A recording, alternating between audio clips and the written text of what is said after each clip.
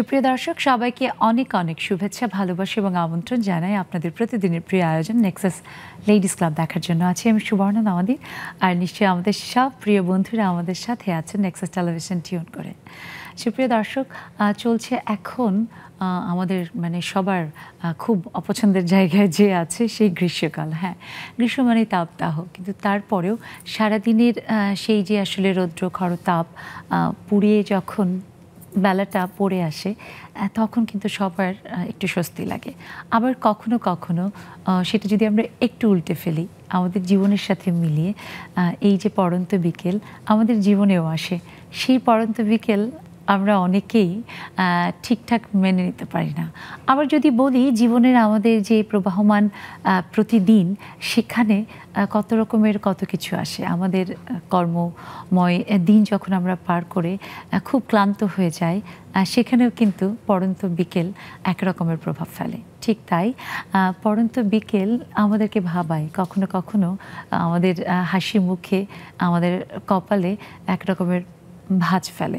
সেই পড়ন্ত বিকেল নিয়ে আজ আড্ডা দিব নেক্সাস লেডিস ক্লাবের এই আড্ডায় আমরা তিনজন বন্ধুকে পেয়েছি।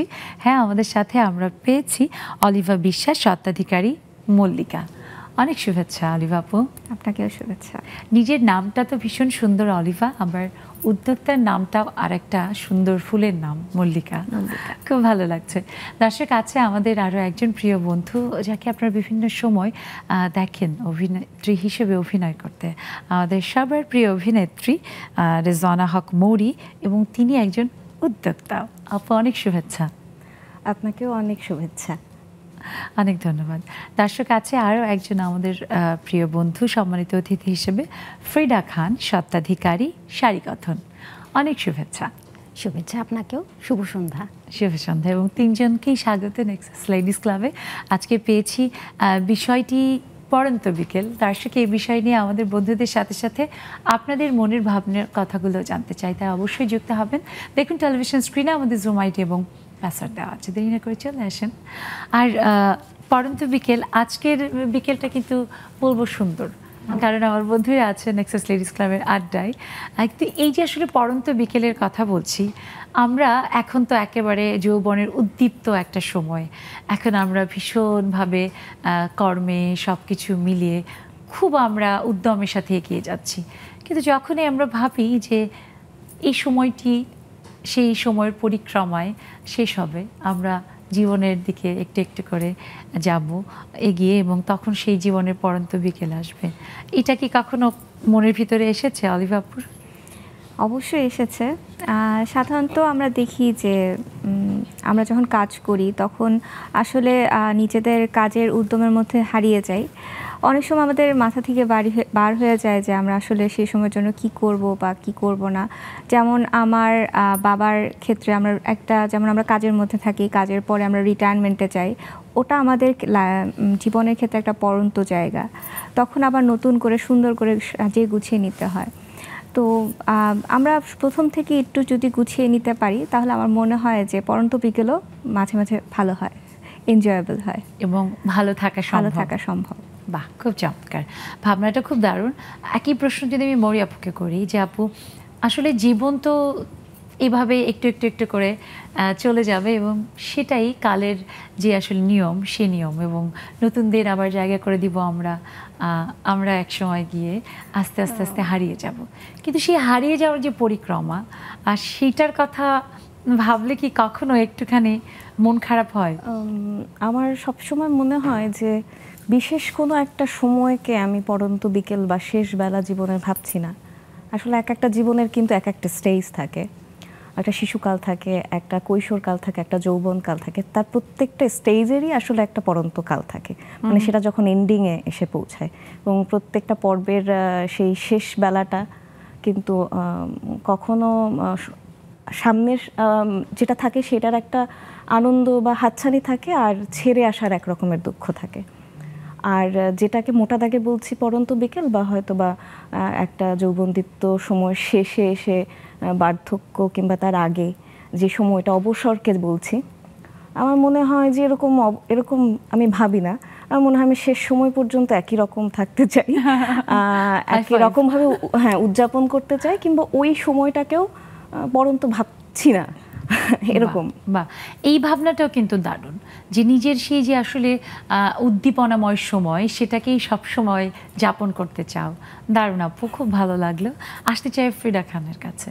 আপু, ফ্রিডার অর্থ যদি করি, তার আগে যদি শুধু ফ্রিটাকে ফ্রি করে নেই, তাহলে তো সেটার মানেই ফ্রি, উন্মুক্ত, তাই না? সো জীবনের ভাবনার জায়গায় কি আসলে ফ্রিডা উন্মুক্ত, যে পড়ন্ত বিকেল সে তো আসবেই, হোক না, তার আগের সময়টা উপভোগ করি। হ্যাঁ, জীবনের শুরু যেখানে আছে সেখানে শেষ তো আছেই, বাট চড়াই উত্তরায় থাকবে, এবং এর মধ্যে যেটা জীবন থেকে শেখা, শেষ বললেও কিন্তু সবসময় শেষ হয় না কোনো কিছুর। মানে এটা আপনার কর্ম দিয়ে কাজ। সো আপনি প্রথম থেকে আপনার কি স্টেপ বাই স্টেপ কি কাজ করছেন, আপনার চিন্তা ভাবনা সব কিছু আপনার একসাথে অ্যাকুমুলেট করে তারপরে হচ্ছে আপনার হচ্ছে মানে পড়ন্ত বিকেলের আপনার প্রিপারেশনটা কি, সেটাই আসলে মেন জীবনে। বা অর্থাৎ আমি উদযাপন করব, উপভোগ করব, দৌড়বো, তো আমার একটা শেষের দিকে যাওয়ার যে প্রস্তুতি সেটা থাকে, এটাও কিন্তু দারুণ একটা ভাবনা। হ্যাঁ, অবশ্যই থাকবে, এবং সেই সাথে মানে জানবো যে থাকবে, বাট এমন কিছু করে যাব যেটা মানে সবসময় মনে থাকবে। এটা আসলে পড়ন্ত বিকেল না, এটা শুরুও হতে পারে। একদম। এবং বলাই তো হয় যে তোমার হলো শুরু, আমার হলো শেষ। আসলে কেউ একদিক থেকে শেষ করলেই তবে আরেক দিকটা আরেকজন শুরু করতে পারে, কিন্তু ওই যে শুরু আর শেষের মাঝখানে তা হলো যে ফুটপ্রিন্টটা তৈরি করে দেওয়া, নিজের ফুটপ্রিন্টটা রেখে যাওয়া, যার কারণে পৃথিবীতে আমাদেরকে আসলে মানুষ মনে রাখবে। একদম খুব সুন্দর কথা বলেছে ফ্রিডা আপু। আর সেইখান থেকে আসলে মানুষ মানেই তো একদিন আসবে পৃথিবীতে, যখন থেকে যেই মুহূর্ত থেকে সে আসবে কত রকমের কত যজ্ঞ শুরু হয়ে যায়। মা যখন জানে যে সন্তান আসবে, তখন তাকে নিয়ে কত পরিকল্পনা, কত স্বপ্ন, তারপর একটু একটু করে সময় যায়, সে পৃথিবীতে আসে, তার আবার নিজের চলা শুরু হয়, এবং সেইখান থেকে একটু একটু করে আমরা একদিক থেকে মনে করি যে আমার শুরু হলো, আসলে বরং উল্টোটাই হয় না, যে পৃথিবীতে আসা মানেই আমার যাওয়ার সময়টার গণনা শুরু হলো। আর সেইখান থেকে যদি জিজ্ঞেস করি যে অলিভা আপু একজন উদ্যোক্তা হয়ে ওঠার পেছনে কোন বিষয়টি বেশি কাজ করেছে, যে না একদিন তো পৃথিবী ছেড়ে চলেই যেতে হবে, তার আগে কিছু একটা করি? শুরুটা হচ্ছে আমাদের সব কিছুর চাহিদা থেকেই শুরু হয়, তো আমারও কিছু চাহিদা থেকেই শুরু হলো। আমার কাজের, আমার উদ্যোগের ক্ষেত্রে আমি চিন্তা করি যাতে আমি যেটা করছি সেটা যাতে আমি কিছু নতুন কিছু আনতে পারি। যেমন আমি যেমন চেষ্টা করছিলাম যে আমি যে প্রোডাক্ট নিয়ে কাজ করছি, যেমন আমি প্লাস্টিকের যে চুড়িগুলো নিয়ে কাজ করছি, এটা দিয়ে নতুন কোনো প্রোডাক্ট করা যায় কিনা। চুড়ি মানে চুড়ি না, চুড়ি নিয়ে এটা দিয়ে আমরা গহনা, অন্য ধরনের গলার গহনা বানাতে পারি, বা কানের বানাতে পারি, বা ওটাকেই আমরা মডিফাই করে করতে পারি। তো আমার জন্য কোনো কিছু রেখে যাওয়াটাই হচ্ছে, আমি নিজের একটা সিগনেচার কিছু রেখে যাব, বা আমাকে আমার জিনিস দিয়ে মানুষজন চিনবে এবং আরেকজনের কাজে আসবে বা ভালো লাগায়, অন্যরা ইন্সপায়ার্ড হবে যে না এভাবেও করা যায়। আমি যেখানে আছি, যেখানে কাজ করছি, একটু চিন্তা করি নতুন ভাবে কাজ করার। এটা আসলে সব থেকে বোধ হয় একজন মানুষের জন্য বড় চাওয়ার এবং বড় পাওয়ার, যদি সেটা সে করতে পারে।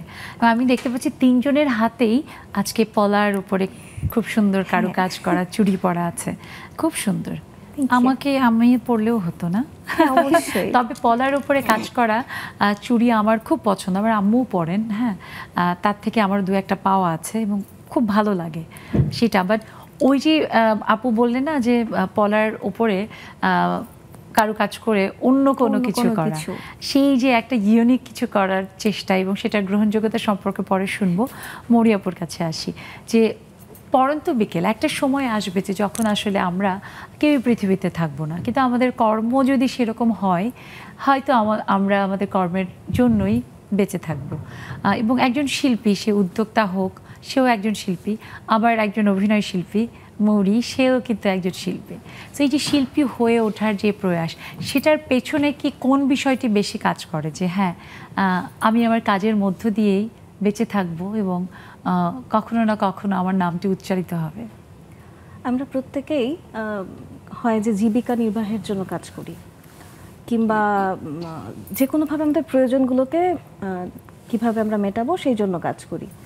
কিন্তু আসলে তার মধ্যে থেকে কিছু মানুষ থাকে যারা চায় যে তার সেই কাজগুলোর শুধুমাত্র তার প্রয়োজন মেটানোর পরেও সেটা যেন কোনো একটা বিশেষ দাগ রেখে যায় বা বিশেষ একটা কোনো বৈশিষ্ট্যের হয় যার কারণে তাকে তার পরবর্তী প্রজন্ম বা তাকে যারা অনুসরণ করে বা যারা তার মতো করে আগাতে চাচ্ছে তা মানে সেটার একটা তারা মাইল ফলক রেখে যেতে পারে। তো প্রত্যেকেই তার মতো করে চেষ্টা করে। সে যদি ডক্টর হয় তাহলে সে সেখানে বিশেষ দক্ষতা এবং বিশেষ পারফরমেন্স কিংবা তার বৈশিষ্ট্য দিয়ে সে হয়।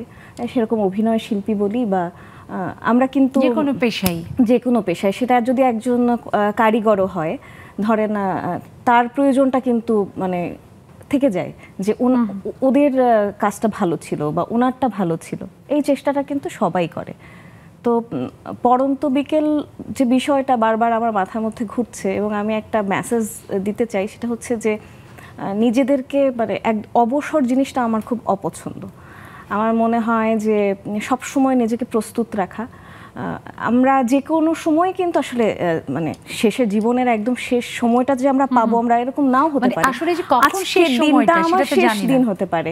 তো তার আগ মুহূর্ত পর্যন্ত আসলে আমি জীবনটাকে কিভাবে উদযাপন করলাম কিংবা কতটুকু কি করে গেলাম আমার মনে হয় সেটাই বড়। হ্যাঁ একদম। আমি তখনও প্রথমে যখন তুমি বলছিলে মরি আপু, তখন আমি বললাম না হাই ফাইভ, এখনো একই রকম, যে একইভাবে আমার ভাবনার সাথে আমার ভাবনাটাও তোমার সাথে একদম মিলে গেল। যে আসলে আমরা কিন্তু জানি না যে পরন্ত একটা এখন যে বিশ্ব স্বাস্থ্য সংস্থার নিয়ম অনুযায়ী বাংলাদেশের যে অ্যাভারেজ বয়স সীমা, আয়ুর সীমা, সেটা 70-74 এরকম আর কি, পুরুষদের জন্য 70, মেয়েদের জন্য 74 এরকমের। কিন্তু আমি কি জানি যে আসলে সেই পর্যন্তই আমি যেতে পারবো, তার আগে আমার চলে যাওয়ার ঘন্টা বাজবে কিনা, তার মানে আসলে আমার পরন্ত বিকেলটা যে কখন আমি কিন্তু জানি সেটা নির্ধারণ করতে পারছি না। হ্যাঁ ঠিক তাই। এই জন্য আমাদের কর্ম, আমাদের সমস্ত কিছুতে অবশ্যই অবশ্যই আমাদেরকে ওই ভাবনাটা নিয়ে চলতে হবে যে আমি তো যে কোনো সময় চলে যেতে পারি। তাই আমার কর্ম যেন এমন না হয় যে যেটার কারণে কেউ কষ্ট পায় কিংবা আমাকে কেউ কখনো খারাপভাবে স্মরণ করে, তাই না? একদম দর্শক, ঠিক তাই। আমার আজকের যে বন্ধুদের কাছ থেকে শোনা সেটা আমাকে সমৃদ্ধ করছে। আপনাদেরকেও শুনতে চাই, অবশ্যই যুক্ত হন আপনাদের ভাবনাগুলো নিয়ে। দেখুন টেলিভিশন স্ক্রিনে আমাদের জুম আইডি এবং পাসওয়ার্ড দেওয়া আছে।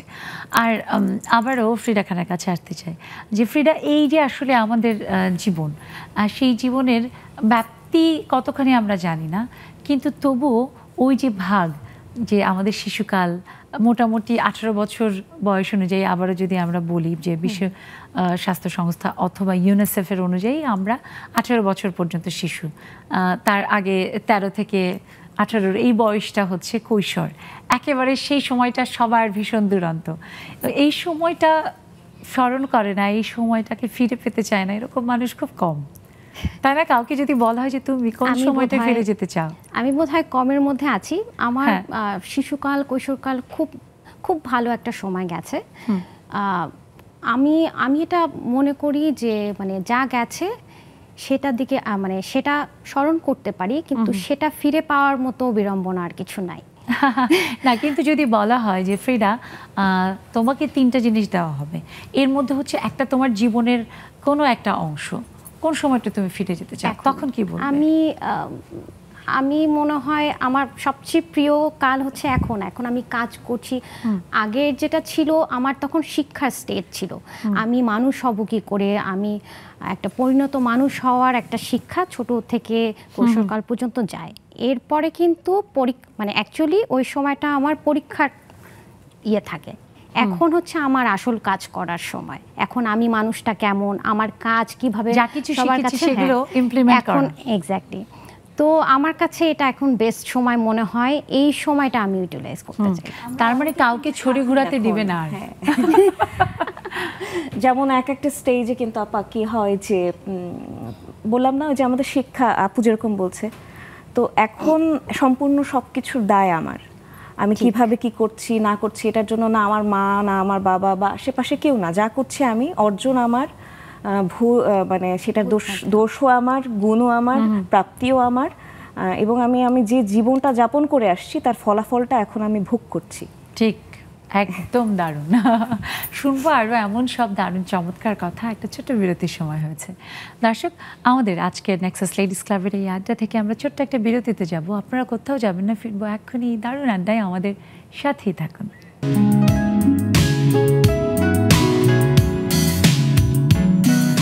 দর্শক, ফিরে এলাম বিরতির পর। সবাইকে আরও একবার শুভেচ্ছা, আমন্ত্রণ। নেক্সাস লেডিস ক্লাবে আছে আমি সুবর্ণা নাওয়াদির, আর আমাদের সাথে আমাদের তিনজন প্রিয় বন্ধু আছে। আর দারুণ একটা বিষয়টা হলো পড়ন্ত বিকেল।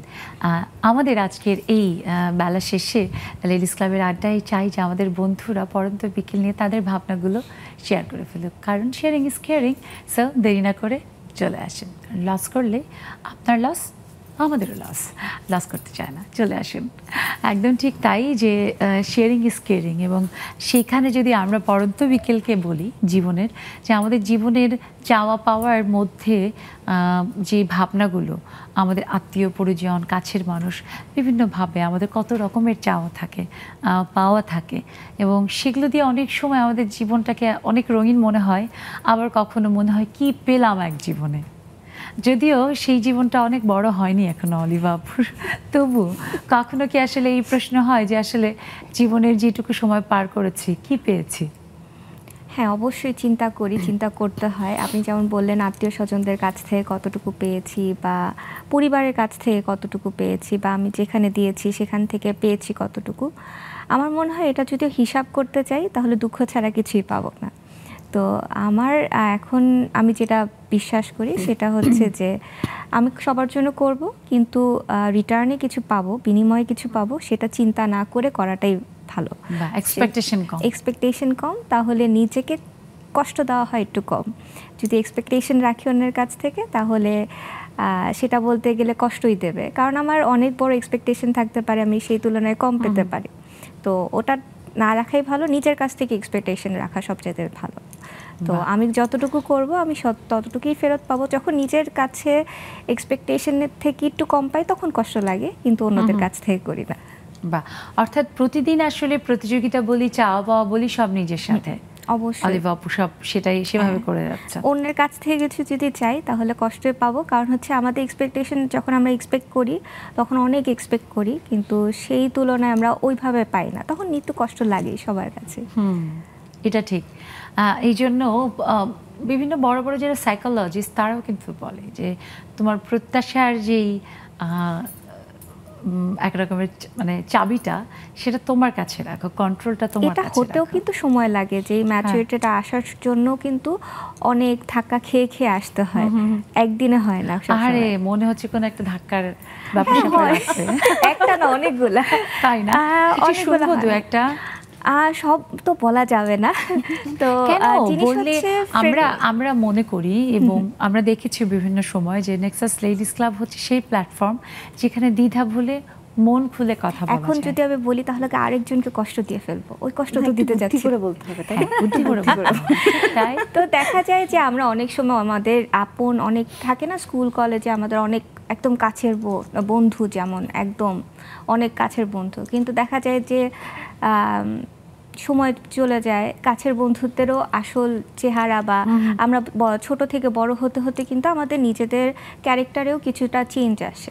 আমি যেমন ছোটবেলায় ব্যক্তিত্ব তৈরি হয়, তো তখন কিছুটা আমরা কষ্ট পাই, কিছুটা মনে হয় যে না ও আমাকে ঠকাচ্ছে বা কোনো কিছু, ওই ধরনের ফ্রেন্ডদের মধ্যে হয়। তারপর একটু বড় হলে পরে ইউনিভার্সিটিতে আসার পর সেখানে হয়, কর্মক্ষেত্রে হয়, পরিবার থেকে হয়, সব জায়গায় হয়।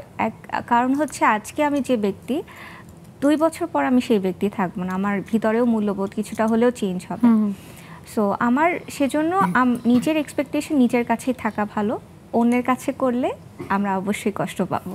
সো এটাই হচ্ছে আমার লার্নিং লাইফ থেকে। ওকে, খুব চমৎকারভাবে ফিল্টার করে অলিভা আপু কথাগুলো বোঝাতে চেষ্টা করলো যে নিশ্চয়ই তার কোনো বন্ধু বা আত্মীয়র কাছ থেকে সে আমরাও কিন্তু একজন আরেকজনের সাথে এটা কষ্ট না বরং শিক্ষা, তাই না? লার্নিং। আমরাও কিন্তু পরিচিত একজনের মধ্যে, বন্ধু বলা যায় যে আমরা বন্ধু। তো এইটাও হচ্ছে কাজের ক্ষেত্রে আমরা যেহেতু উদ্যোক্তা, তো উদ্যোগ আমাদের আমাদের প্রত্যেকেরই এক একজনের এক এক রকমের অভিজ্ঞতা, উদ্যোগ, কিন্তু আমরা কলিগ বলতে গেলে, কারণ আমরা সেম ফিল্ডে আমরা বিজনেস করি। সো আমাদের ক্ষেত্রেও কিন্তু আমি যদি ওনার কাছে, মৌরিয়াপুর কাছে কিছু এক্সপেকটেশন রাখি, যদি ওটা ফিল আপ না হয় আমার কিন্তু কষ্ট লাগবে। তো এটা বড় হতে কিন্তু আবার এটাও বলা হয় যে একদম প্রত্যাশাহীন মানুষ সে কিন্তু খুব বেশি আবার কিন্তু স্বাভাবিক না। কেন? যখন আপনার প্রত্যাশা থাকবে না তখন কিন্তু আপনি অন্যদের জন্য আবার ভয়ঙ্কর হবেন। না আপা, সেটা হচ্ছে যে নিয়ন্ত্রণটা, হ্যাঁ আবেগের নিয়ন্ত্রণ, ওইটাই আমি তখন বলছিলাম, এটা তো ম্যাচিউর হওয়ার একটা প্রক্রিয়া। চাবি সেটা আমার কাছে থাকতে হবে। ধরেন আমি একটা এই যে জিনিসটা ভাবতেই পারতাম না, যেটা চিন্তাই করতে পারতাম না, সেটা আমাকে যেভাবে ভেঙে ফেলতো, যেভাবে আমাকে একদম দুমড়ে মুচড়ে দিত, সেটা এখন সম্ভব না। কিন্তু প্রত্যাশাহীন মানুষ তো একেবারেই আবেগ থেকে দূরে চলে যাবে। হ্যাঁ, মানে প্রত্যাশাহীন মানুষ তো স্বার্থপর হয়ে যাবে। প্রত্যাশাটা ওই যে, যেমন যে আমি চিন্তা করি যে আমি আমার ছেলের উদাহরণ দেই, এটা আমার জীবন থেকে শেখা, যে আমি যদি তার জন্য আমি যেভাবে আমার সময়, শ্রম এবং সমস্ত কিছু খরচ করছি আমার সন্তানদের পেছনে, এখন আমার যদি প্রত্যাশা থাকে যে এর সবটাই তারা আমার জন্য করবে, এবং তাদের সেটা তো তখন বা সেটার একটা মিনিমাম ভাবনা কিন্তু আমার থাকে যে আমি এত কিছু কষ্ট করেছি, তখন হয় কি তারও একটা জীবন, মানে ওই ভাবনার জায়গাটাতে পৌঁছানো, নিজেকে প্রস্তুত করা যে আমার এই স্টেজটা থাকবে না। একটা বাচ্চা একদম কোলে থাকে, তারপরে সে কোল থেকে বের হয়, তারপর তার নতুন জগৎ হয়, তারপরে তার দূরত্ব, তার নিজের পরিবার হয়, এই যে প্রতিটা পর্ব সেটার সাথে নিজেকে মানিয়ে নেয়া স্টেজ বাই স্টেজ, এবং সেটার জন্য প্রস্তুত থাকা, নিজেকে প্রস্তুত করা, তাকে তার জীবনে ছেড়ে দেয়া এবং তাকে তার মতো গ্রো হতে দেয়া এবং সেটাতে সুখী থাকা, এটা খুব জরুরি একটা পরিবার। এবং এটা আমি শুধু সন্তানের সাথে পরিবারের বা মায়ের সাথে বলছি, এটা প্রত্যেকটা ক্ষেত্রে। আমরা বন্ধনে না মানুষকে এত বেশি আটকে রাখতে চাই, বা ওটা একটা সময় নিয়ন্ত্রণে চলে আসে। আমার প্রত্যাশাটা এক জিনিস, তো আমরা যদি বলি যে প্রত্যাশার কথা, হ্যাঁ, ওই প্রত্যাশা না থাকলে বিপরীতে কিন্তু প্রত্যাশাই থাকে যে আমার কথাটা শুনবে, আমাকে মূল্যায়ন করবে, আমার কথার বাইরে যাবে না, কিংবা আমাকে না বলে সেইভাবে কিভাবে করলো, মানে এটা সবকিছুই প্রত্যাশা আমাদের। তখন ওইটা আমাদের ভিতরে কনফ্লিক্ট তৈরি করে। মধ্যে একটা থাকে না, কিন্তু প্রত্যাশা যদি না থাকে, আজকে মৌরি আপু একজন অভিনয় শিল্পী, একজন উদ্যোক্তা, সে কি ফ্লারিশ করতে পারবে? পারবে না, প্রত্যাশা যদি না থাকে। তার মানে প্রত্যাশাটা কার কাছে? আপনি একটি পণ্যই ধরুন, আপু যেমন খুব চমৎকারভাবে পলাই শুধু চুড়ি হিসেবেই ছিল, পলা ব্যবহার করা হতো, এখন পলাই তৈরি অন্য গয়নাও এসেছে। এখন আপনার নিশ্চয়ই ওখানে একটা প্রত্যাশা ছিল যে আমার এই যে ইউনিক, এটা আপনি মনে করেছেন ইউনিক, কিন্তু সেটা আরেকজনের কাছে ইউনিক মনে হতে হবে, সেটা কিন্তু আপনার প্রত্যাশা ছিল। তার মানে প্রত্যাশা, ওই যে বললাম যে প্রত্যাশা রাখি, কিন্তু যখন এটা মনে করেন একজন এসে হেসে দিচ্ছে, এটা তো চুরি ছিল, এটা ওর গলায় হয় কিভাবে, এরকম অনেক অভিজ্ঞতা কিন্তু আমাদের আছে। আপনি এই যে চটের নিয়ে ফান করছিলেন, আমরা অনেক মেলাতে একসাথে দেখা গেছে যে এমন সব রিঅ্যাকশন আমরা পেয়েছি, মানে সেটা খুবই হৃদয় বিদারক। আবার ঠিক তার উল্টো পিঠে দেখা গেছে যে প্রচন্ড রকমের প্রশংসা, কিংবা তার যে এই যে ধৈর্য, এই জিনিসটাকে টিকে থাকার যে লড়াই, এই যে সৃজনশীল মনটা তার। হ্যাঁ, তো আমি নিজেও তখন একটু দুষ্টুমি ওভাবে করছিলাম। মেইনলি আমি আর মৌরি মেলাতে আমরা দুজনে হচ্ছে একটা স্টল নিয়ে প্রথম যখন মেলা ছোট পরিচালনা, ছোট উদ্যোক্তা, প্রথম অল্প করে যেহেতু ইনভেস্ট করে কাজ ছাড়া না, হ্যাঁ, প্রথম 2 মেলায় খুব প্রত্যাশা ছিল, তারপরে আস্তে আস্তে বুঝলাম যে বেশি প্রত্যাশা না, কন্ট্রোল করতে হবে। আমার মনে হয় অলিভা কন্ট্রোলের কথাই বলেছে। আস্তে আস্তে আমরা যখন বড় হই, এই জিনিসটা আমরা প্রত্যাশাটা একটা বাউন্ডারি থাকতে হয় সবকিছুর। আসলে ওই যে রান্না করলে লবণটা ঠিকমতো না হলে তখন ওই রান্না ভালো হয় না, কম হলেও ভালো না, বেশি হলেও ভালো না। ও ওই কন্ট্রোলটাকে বোঝাতে চাইছে। করে আমি বলি আপা এই সুযোগে যে আসলে কিন্তু আমরা বন্ধু, এটা আমি আরেকবার বললাম, সেটা হচ্ছে যে আমরা একজন আরেকজনের কাছ থেকে, এই যে আপনি কথা বলতে বলতে বুঝতে পারবেন আমরা শিখি। যেমন এই ফ্রিডা আপুর ভেতরে হচ্ছে এই যে কন্ট্রোলটা আছে প্রত্যাশার, সে তো মোটামুটি একদমই তার হাতের মুঠায়। আমার একটু ভীষণ ইমোশনাল, একটু কম। সো আমি তাদের কাছ থেকে এই জিনিসটা মোটামুটি ব্যালেন্স করা শিখে গেছি কর্মক্ষেত্রে। বাহ, অর্থাৎ যে ব্যাপারটি তিনজনের কথা থেকে এসেছে যে আসলে প্রত্যেকের ভিতরে ভীষণ আবেগ আছে, কিন্তু তারা সেইটা কে নিয়ন্ত্রণ করাটা শিখেছে। এবং সবসময় আমার কাছেও এটা মনে হয় যে একজন আবেগহীন মানুষ আসলে জড় পদার্থ। আমার কাছে মনে হয় যে আমি জীবনে ধরুন আমার মা চেয়েছে যে আমার মেয়ে ভালো কিছু করুক, আমি সেইটাকে রেসপেক্ট দিয়ে আজকে কিছু একজন হয়েছি, কিছু একটা করছি, সেটাতে মূল যেটার অ্যাডভান্টেজ ওটা সেটা কিন্তু আমিই পাচ্ছি, আমার আম্মু বা আমার মা না। বাট আমি কিন্তু আমার মায়ের ইমোশনটাকে প্রাধান্য দিয়েছি এবং সেই কারণে আমার ইমোশনের জায়গাটা কিন্তু অনেক কি হয়েছে, আরও বেশি বিস্তারিত হয়েছে। আমি আরও বেশি দেখা যাচ্ছে যে নিজেও সামনে এগিয়ে যাওয়ার স্বপ্নটা দেখতে পাচ্ছি। তার মানে আবেগ অবশ্যই থাকতে হবে, কিন্তু আবেগ দ্বারা নিয়ন্ত্রিত হওয়া যাবে না সম্পূর্ণরূপে। ঠিক তাই। খুব চমৎকার আড্ডা হচ্ছে। আবার একটা ছোট্ট বিরতি থেকে এসে শুনবো। দর্শক, যাচ্ছি আমরা ছোট্ট একটা বিরতিতে, আপনারা কোথাও যাবেন না, ফিরবো পরন্ত বিকেলের এই দারুণ বিষয় নিয়ে নেক্সাস লেডিস ক্লাবের আজকের আড্ডায়।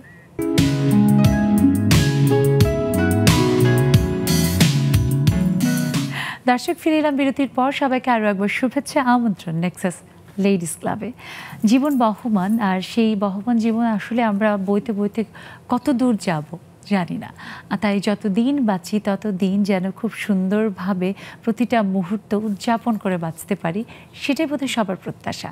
আর সাথে ওই যে পরন্ত বিকেলের কথা বলছি, সেটা কখন আসবে, আসলে কখন চট করে সেই মধ্য দুপুর থেকে বিকেল হয়ে যাবে, দেখবেন যে সারাদিনে আমরা কিন্তু নিজেও বুঝতে পারি না কাজের মধ্যে ব্যস্ততায় কখন পরন্ত বিকেলটা চলে আসে। ঠিক তাই পরন্ত বিকেলে হঠাৎ করে চলে এসেছি এরকম যাতে না মনে হয়, সেটার একটা প্রস্তুতি থাকে, সেটা জরুরি।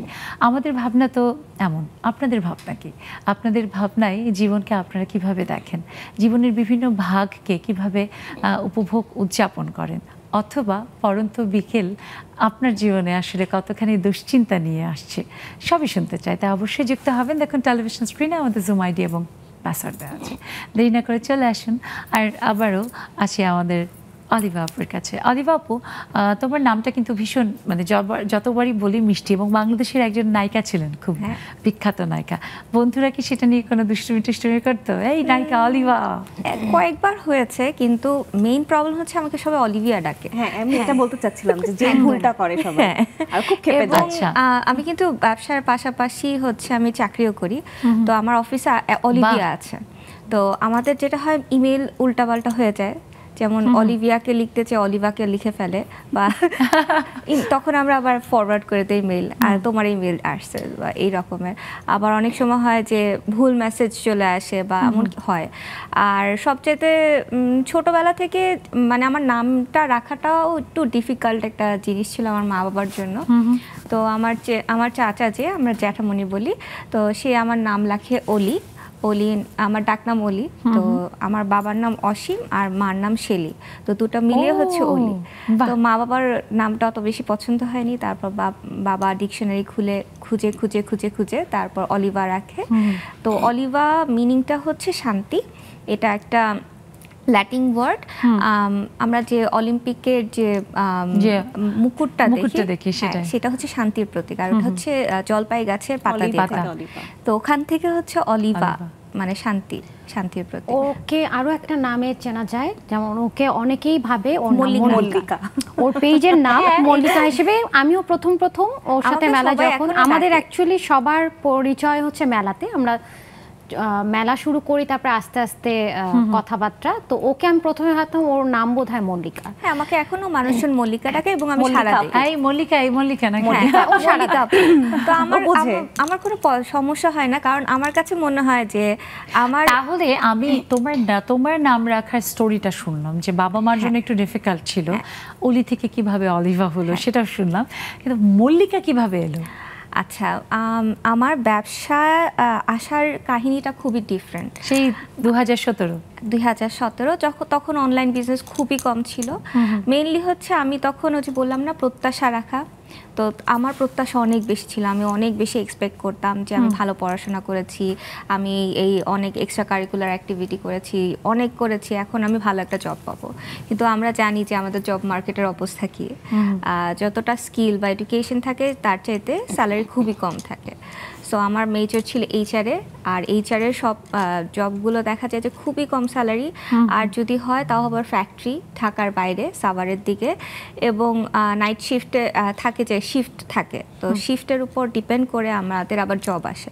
তো দেখা যায় যে এত কষ্ট করে আমি সারাদিন স্যাটিসফ্যাকশনটা আসছিল না, যে পরিমাণে যাতায়াতের কষ্ট, তারপর হচ্ছে কাজ করার পর আমি কতটুকু সময় পাবো তার অনুযায়ী যে আমার স্যালারিটা আসবে সেটা আমার মনপুত হচ্ছে না। আমি মনে হয় গুলশানের দিকে সপ্তাহে 2-3 বার আসতাম ইন্টারভিউ দিতে, প্রত্যেকবারই মনে হতো না এটাই আমি করতে পারবো না, আমার স্যাটিসফ্যাকশন লেভেলে না। তখন আমি একটু ডিপ্রেশনে পড়ি। আমি ওখান থেকে কিছুটা শেখা যে আসলে আমি যতটুকু কোয়ালিফাইড, আমার পরিবেশটা বা আমার সমাজটা আমি তার কাছ থেকে কতটুকু এক্সপেক্ট করতে পারি। তো তখন আমি এমবিএ করছি। তো তখন দেখলাম যে একজন আপু জুয়েলারি বিজনেস শুরু করেছে। তো আমি ওনার কিছু টুকটাক কাজ করতে, আমি কখনোই বসেছিলাম না। আমি যখন ইউনিভার্সিটিতে ছিলাম আন্ডারগ্র্যাডে, তখন আমি ক্লাবের অ্যাক্টিভিটিস করতাম, রোটারি ক্লাবে ছিলাম, আরও অনেক ক্লাবের সাথে ইনভলভ ছিলাম, এক্সট্রা কারিকুলার অ্যাক্টিভিটিসের সাথে। তারপরে যখন আমার আন্ডারগ্র্যাড শেষ হয়, তারপর আমি বসেছিলাম, যখন বসেও ছিলাম না, 6 মাসের মতন একটু প্রিপারেশন নিয়েছিলাম আইবিএর জন্য। পরে জাহাঙ্গীরনগরের আইবিএতে ভর্তি হই। তো তার সেই সময় আমি আবার সরকার থেকে একটা অনুদান পাই, সেটাতে এআই বলছি ইলাস্ট্রেটর এবং ফটোশপের উপর একটা কাজ শেখার একটা সুযোগ পাই। তো আমি তখন কিছু লোগো বানানোর কিছু কাজ পারতাম, তারপর লোগো বসানো, এই ধরনের কাজ পারতাম। তো আপু আমাকে কিছু কাজ করতে দিত, যেমন তুমি এটা একটু রিসার্চ করে দাও, ফ্রিল্যান্স কিছু কাজ। ফ্রিল্যান্স না, তখন তো ফ্রিতে করে দিই, কাজ শেখার জন্য অনেক ফ্রিতে কাজ করছি, মানে ডাবল ফ্রি ফ্রিল্যান্স। কি বলবো, ওটা হচ্ছে যে আমি আমার জীবনে বিজনেসটা শেখার জন্য আমি অনেক কাজ ফ্রিতে করে দিয়েছি, কারণ শিখতে হলে এটা কিন্তু এখন যারা এটা বরং আমার মনে হয় তোমার জন্য সুযোগ ছিল। হ্যাঁ, অবশ্যই সুযোগ। আমি যখন কারো একটা নির্দিষ্ট কাজ করে দিয়েছো, মানে তোমাকে একটা সার্টেন প্রফেশনালিজম কিন্তু সেখানে দেখাতে হচ্ছে, যে অন টাইমে মনে করে না। এখন একটা কাউকে যদি বলা হয় আমাকে একটু হেল্প করবা, স্টুডেন্ট হলো করতে চায় না। কিন্তু এটারও আরেকটা ব্যাপার আছে, কাউকে ফ্রিতে করে দিলেও সেটা সে অ্যাপ্রিশিয়েট করতেও জানে না। আমরা যে করে দিচ্ছি, হেল্প করছি, মানুষকে হেল্প করলে সবাই আসলে অ্যাপ্রিশিয়েট করতে জানে না বলে এটা কমে যাচ্ছে। কারণ যারা শেখার তারা কিন্তু প্রথমে নিজে থেকেই মানে করতে চায়, কিন্তু ওই যে অ্যাপ্রিসিয়েশন না পেলে তো মানুষ আসলে শেষমেশ কাজের হয় না, সম্পর্কের ক্ষেত্রে কিন্তু তাই। যার জন্যই যা কিছু করে না কেন সেটার ওই যে প্রত্যাশা না থাকে, অন্তত যদি আমি কিন্তু এই জন্যই তখন বলছিলাম যে expectation is very important in life. অন্তত একটু স্বীকৃতি চাই। এক্সপেকটেশন যদি না থাকে তাহলে মানে এক্সপেকটেশনের এই ব্যাপারটা আমাদের সোসাইটি কিন্তু তাহলে ভয়ঙ্কর হয়ে যাবে। কেন? তাতে করে মানুষ অনেক বেশি সেলফ সেন্টার্ড হয়ে যাবে, তাতে করে আমরা কেউ ডানে বামে আর অন্য কিচ্ছু দেখতে পাবো না নিজেরটা ছাড়া। এটা কিন্তু বাস্তবতা। এই জন্য অবশ্যই আমাদের এক্সপেকটেশন থাকতে হবে। আমার এক্সপেকটেশন কি, যে হ্যাঁ আমার পরিবার আমাকে আমার যে কোনো সময় আমার সাথে থাকবে, আমার বন্ধু যে সে আমাকে নিঃস্বার্থভাবে আমার প্রয়োজনে আমার পাশে থাকবে। তার মানে কি, আমি যখন এই ব্যাপারগুলো করব এবং আমি প্রত্যাশা করব যে আমাকে করবে, তখন আমার ভিতরে কিন্তু এটার প্র্যাকটিসটা আসবে। আমরা শুনবো, তবে আমাদের বন্ধুরা দেখতে পাচ্ছি জুমে যুক্ত হচ্ছে এক এক করে। শামীমা আক্তার আপু যুক্ত হয়েছেন, তানিয়া নেওয়াজ আপু যুক্ত হয়েছেন, রেবেকা আজম আপু যুক্ত হয়েছে। সবাইকে অনেক শুভেচ্ছা। আজকে অনেক দিন পরে আমি তানিয়া আপুকে দেখতে পাচ্ছি, খুব ভালো লাগছে, এবং আপুর স্ক্রিনে আমি নিজেকেও দেখতে পাচ্ছি। আমিও দেখছি, মাঝে মাঝে দেখতে পাচ্ছি। তানিয়া আপুকে দিয়ে শুরু করি। তানিয়া আপু, আপু জীবনের আমাদের বিভিন্ন ধাপ আমাদেরকে নানা রকমের অভিজ্ঞতা দেয়, আর তার মধ্যে কম বেশি সবার মধ্যেই কখনো কখনো এরকম একটা বোধহয় চিন্তা আসে যে একটা দিন বা একটা সময় আসবে যখন হয়তো আমার চলে যেতে হবে, সেটাই হয়তো আমার জীবনের শেষ দিন হবে। বা কোনো কাজের ক্ষেত্রেও হয় যে আমি কাজটা করছি সুন্দরভাবে, এক সময় হয়তো আমি এই কাজটা করব না। তানিয়া আপুর কি এরকমের ভাবনাগুলো কখনো কপালে ভাঁজ আনে? ধন্যবাদ সুবর্ণা আপু। আসসালামু আলাইকুম সবাইকে, শুভ সন্ধ্যা। এবং এরকম সুন্দর একটা টপিক, পড়ন্ত বিকেল, এটা নিয়ে আলোচনা হচ্ছে। সেই পড়ন্ত বিকেলে সবাইকে শুভেচ্ছা জানাচ্ছি। সুবর্ণা আপু, এটা আমার প্রায় সময়ই হয় যে আমি কি রেখে যাচ্ছি সমাজের জন্য, অথবা আমার সবসময় চিন্তা হয় যে আমি মানুষের জন্য কিছু ভালোবাসা দিয়ে যেতে পারছি কিনা, মানুষের জন্য কিছু করতে পারছি কিনা। কাজ তো সেটা আমার যে প্রাত্যহিক যে কাজগুলো, আমি কি বিজনেস করছি, আমি কি ইনকাম করছি, সেটা আমার কাছে এতটা মুখ্য না সমাজকে জানানোর জন্য। আমি কি সমাজের জন্য দিয়ে যেতে পারছি সেটা আমার কাছে মুখ্য। রাইট। তো আমি প্রতিদিনই প্রায় দিনই মনে করি যে আমি চলে যাব এই পৃথিবী থেকে, যেটা মানে আল্লাহর যেটা নিয়ম সেটা তো থাকবেই আমার জন্য। কিন্তু আমি চলে যাওয়ার আগে আমি কিছু করতে চাই সমাজের জন্য, একজনের জন্য হলেও, দুইজনের জন্য হলেও যদি আমি কিছু করতে পারি। সেই জন্য আমি আছি, আমাদের ওমেন্স কালিনারি অ্যাসোসিয়েশনে আছি, আমি ইন্টারন্যাশনাল ইনার হুইলে সেবামূলক কাজে আছি, টুকটাক করছি আর কি। এবং অনেক রকমের অভিজ্ঞতা কাজের আছে তানিয়া আপুর, ব্যবসায়িক কাজের অভিজ্ঞতাও আছে। খুব ভালো লাগলো জেনে আপুর ভাবনার কথা, সবসময় ভালো লাগে। আবার শুনতে চেষ্টা করবো। একটা ছোট্ট বিরতির সময় আবার হয়েছে, আমরা একটা বিরতিতে যাই। দর্শক ঠিক তাই, জীবন সত্যি ভীষণ সুন্দর, কিন্তু সেই এক জীবন তখনই সুন্দর হয় যখন তা কর্মময় হয়, আর কর্মের ছাপটা আমরা রেখে যেতে পারি অন্যদের জন্য এর পৃথিবীতে। ছোট্ট একটা বিরতির পরে আমরা আমাদের এই আড্ডায় নেক্সাস লেডিস ক্লাবে ফিরবো, নিশ্চয়ই আমাদের সাথেই থাকবেন।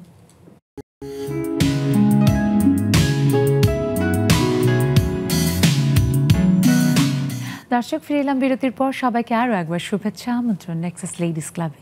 পরন্ত বিকেল এই বিষয় নিয়ে আজ আমরা আড্ডা দিচ্ছি। আপনাদের ভাবনাগুলো শুনতে চাই, তাই অবশ্যই শেয়ার করতে আমাদের সাথে যুক্ত হবেন। টেলিভিশন স্ক্রিনে দেখানো জুম আইডি এবং পাসওয়ার্ড অনুযায়ী চলে আসেন।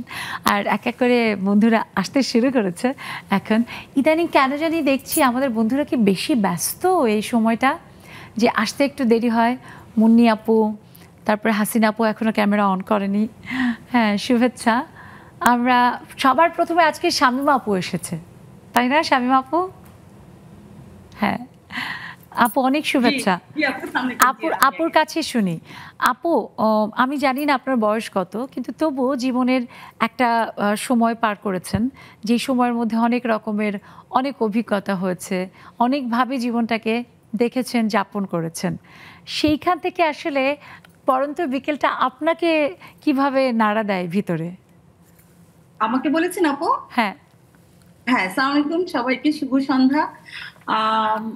খুবই ভালো লাগছে আসলে। যখন টপিকটা দেখেছি তখন আমি একটা নস্টালজিয়ায় চলে গেছি। আমি কমেন্টসও লিখেছি লেডিস ক্লাবের ফেসবুক পেজে। সেটা হলো যে নস্টালজিয়াটা এমন যে আমি যখন 6-7-এ পড়ি, মানে হাই স্কুলে উঠেছি, তখন না আমাদের টিচার আসতো বিকেল 3টার পরে। টিচার পড়িয়ে যাওয়ার পরে জাস্ট ওই গোধূলি লগ্নটা, মানে সূর্যটা ডুবে ডুবে, ওই সময়টা আমাদের বাসাটার সামনে একটা সিঁড়ি ছিল, ওই সিঁড়িতে বসে আমি চায়ের কাপ হাতে নিয়ে আকাশের দিকে তাকিয়ে থাকতে পছন্দ করতাম। তো ওইটা যে আমি এত এনজয় করতাম, ওটাই ছিল আমার পরন্ত বিকেলের একটা সৌন্দর্য।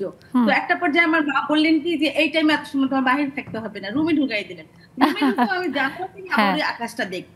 তো এই যে পরন্ত বিকেলের সৌন্দর্যটা আমার লাইফে আসলে এমন হয়েছে। আর আপু, সুবর্ণা আপু বলেছেন আমার বয়স কত, আমি আসলে 71-এ জন্মাইছি, বাংলাদেশে জন্মে। খুবই সৌভাগ্যবান। জি, এবং 30শে ডিসেম্বর আমার মা আমার পেটে নিয়ে বাংকারে লুকাইছে, তারপরে এদিকে ওদিকে দৌড়াইছেন, আমি পেটের মধ্যে কিছু সব শব্দ শুনেছি। এটা আমি আমার আপু 71-এর 30শে ডিসেম্বর আপনি, আর আমার বড় বোন 29শে নভেম্বর, আপনার থেকে 1 মাসের বড়। এবং ইন্টারেস্টিং, আপনার নাম হচ্ছে শামীমা, আমার বড় বোনের নাম Shamim. Wow, very very very great, really. আরেকটা জিনিস আজকের আলোচনায় এসছে যে প্রত্যাশা করাটা, প্রত্যাশার বিষয়টা। আমি আসলে আমি আজকে নিয়ে 5-6 বার এই প্রোগ্রামে এসেছিলাম, স্টুডিওতে আমি এসেছিলাম গত 5ই মে। তো আসলে আমি আমার পড়াশোনা এবং কর্মজীবন বলতে গেলে প্যারালাল ভাবে চলেছে। আমি ইউনিভার্সিটি ফার্স্ট ইয়ার থেকে জব করি কেয়ার ইন্টারন্যাশনালে। তো আমি আমার এতদিনের কাজ এবং অভিজ্ঞতা এবং সবকিছু মিলিয়ে আমি একটা জিনিস সবসময় বলি যে প্রত্যাশা আসলে আমরা ওইভাবে করি না। আমি আমার কথা বলি, আমি কারোর কাছ থেকে কিছু পাওয়া বা কিছু আশা করি না, বাট আমি একটা প্রত্যাশা আছে। কারণ ওই যে আপু বারবার বলছি, প্রত্যাশা না থাকলে তো জীবনটা আসলে একটা জীবন্ত লাশ হয়ে যাবে। প্রত্যাশা থাকতেই হবে। সেটা হয়তো প্রকাশ করি না, কিন্তু আমার ভিতরে থাকে, অবচেতন মনে ভিতরে থাকে।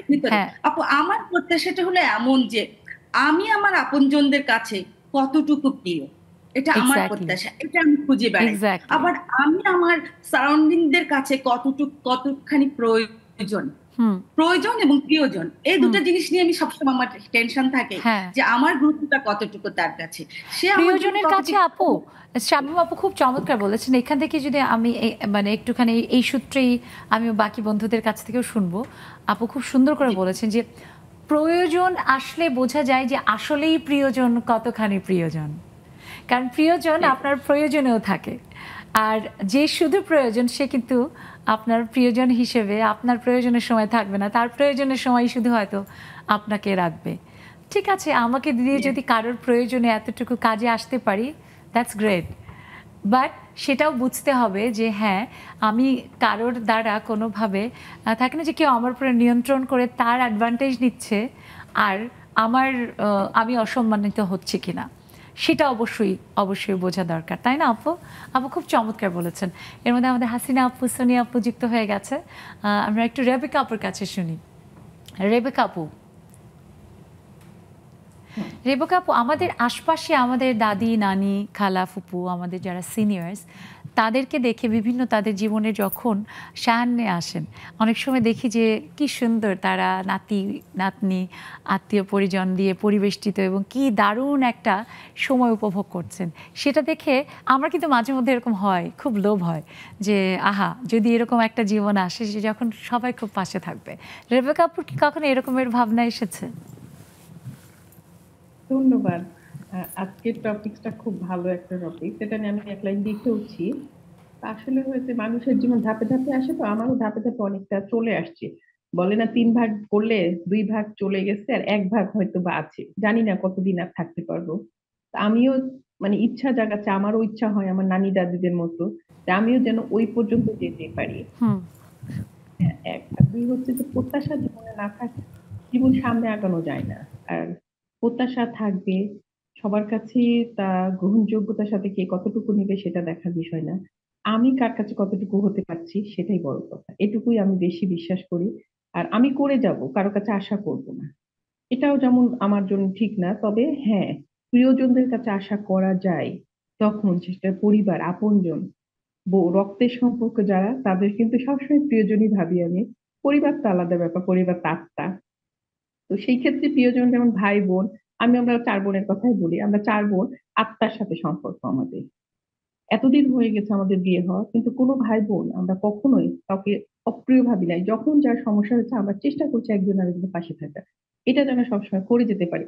কার প্রয়োজনে থাকলাম না, এটা কখনো যেন না ভাবি। আবার আপু, রেবেকা আপু, এমনও কিন্তু হয় না যে আসলে আমার কোনো একটা প্রয়োজনে আপনি আমার পাশে যেভাবে থাকলেন ঠিক একইভাবে হয়তো আমি আপনার পাশে থাকতে পারবো, এমন হয় না। হয়তো আরেকভাবে, কিংবা আমার জায়গাটা আরেকজন পূরণ করবে, আপনারও প্রয়োজনে কেউ না কেউ পাশে থাকবে, তাই না? সেটা প্রকৃতি কিন্তু ঠিক আমাদের জন্য কিছু না কিছু ভালো রাখেই, সেটা যার মাধ্যমেই হোক না কেন। তবে এই জায়গাটায় আমি বলবো যে এই যে লেডিস ক্লাব আমাদের একটা দারুণ বন্ধন গড়ে দিয়েছে, যে আমাদের প্রতিদিনের যেটা পড়ন্ত বিকেল সেটা খুব আনন্দের। আমরা অপেক্ষা করি যে আহা কখন 6টা বাজবে আর মুখগুলো দেখতে পাবো এবং এক এক করে আড্ডা হবে, দারুণ সব মানে জমিয়ে কথা হবে। আজকে হচ্ছে খুব ভালো লাগছে, শুনবো আরও বন্ধুদের কাছ থেকে। আবার স্টুডিওতে ফিরি, মৌরি আপুর কাছে আসি। মৌরি আপু, আমাদের এই যে বন্ধুদের আড্ডা, সেটা নিশ্চয়ই আমি আমি একটু একটু করে এরকম করে চোখ ঘুরিয়ে দেখছিলাম যে সবাই কি মজা পাচ্ছে, এবং আমাদের এই বড় স্ক্রিনটা আমাদের অতিথিরা যখনই আসে তারা খুব মজা পায়। লেডিস ক্লাবের মানে যদি চমৎকার একটা ব্যাপার বলি, সেটা হচ্ছে এই যে আমাদের মানে স্টুডিওর বাইরে থেকে যখন সরাসরি কানেক্টেড হতে পারে আমাদের আপারা, বা আমরাও কিন্তু অনেক সময় হই যখন আমরা গেস্ট থাকি, মানে গেস্ট না থাকি, আমরা যখন বাইরে থাকি, তো এবং তাদের যে অংশগ্রহণ তাদের কাছ থেকেও আমরা শুনতে পাই। এবং আরও চমৎকার লাগে যে তারা যার যার জায়গা থেকে প্রতিদিন অপেক্ষা করে এবং একটা প্রস্তুতি থাকে নিশ্চয়ই এটাতে জয়েন করার জন্য তার এক রকমের প্রস্তুতি থাকে, সংসারের কাজ, অফিসের কাজ সব সামলে ঠিক এই সময়টার জন্য এত ব্যস্ত, এবং সব ব্যস্ত মানুষগুলো খুব সুন্দর করে প্রত্যেকটা প্রোগ্রামকে প্রাণবন্ত করেন মূলত যারা আমি দেখেছি যে অনলাইনে সংযুক্ত হন। একদম আপু, মৌরি আপু একদম ঠিকঠাক বলেছে। এখন শুধু কথা ঠিকঠাক বললে হবে না, একটা গান শোনাতে হবে। আমরা জানি অভিনয় শিল্পীরা গান পারে, কবিতা পারে, সব পারে। মৌরি সুন্দর গানও পায়। এই তো আমি সার্টিফিকেট পেয়ে গেছি।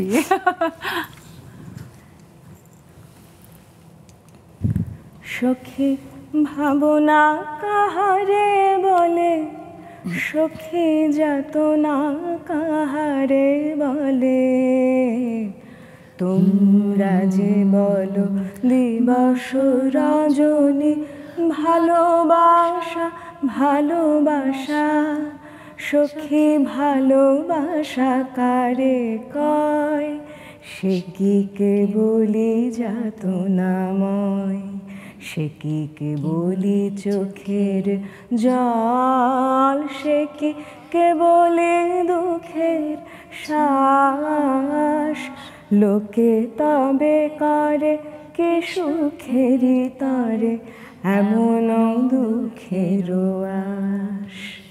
আহা, এখানে কিন্তু প্রত্যাশা।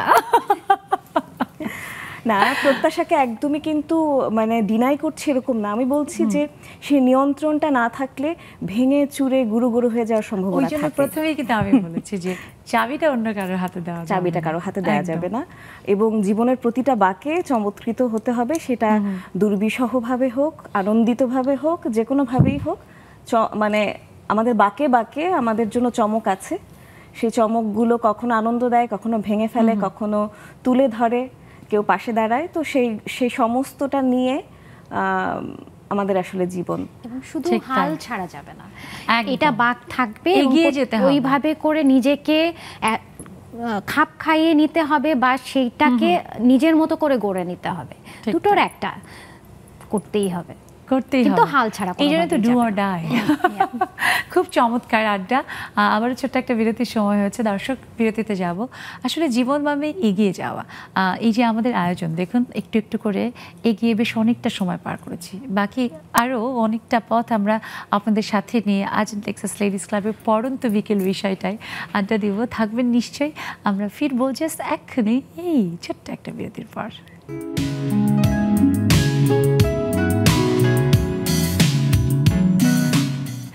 দর্শক সবাইকে আরও একবার শুভেচ্ছা আমন্ত্রণ।